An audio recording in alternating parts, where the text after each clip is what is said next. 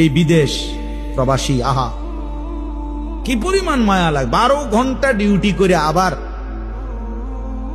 আরো 6 ঘন্টা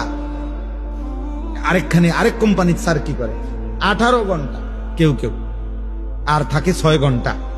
এই 6 ঘন্টার মধ্যে বিশ্রাম কখন? নিজের জামাগুলা নিজে ধোয়, নিজের রান্নাটা নিজে করে। প্রবাসীগুলো বিদেশে থাকে, যে আমি তো সৌদি আরবে অনেক দূর দূর ছেলেদের কাছে গেছি, ওরা দম করে খুব মহব্বত করে। তাইলে এই নিজের রান্না নিজের, কত ছেলে যে বিশ্বাস করো ভাইয়া কি পরিমাণ কান্দে, আল্লাহর কসম এটা যদি আমি দেখাইতে পারতাম। এখান থেকে এটা বিদেশ অনেক কষ্ট, এই কথাটা কইলে তুমি বুঝদা না ভাইয়া, অনেক কষ্ট। এটা কইলেও তুমি বুঝদা না, এটা কইতে তো 1 মিনিট লাগছে, আর অনেক কষ্ট। বাস্তবতা হলো তার চাইতে অনেক বেশি কষ্ট।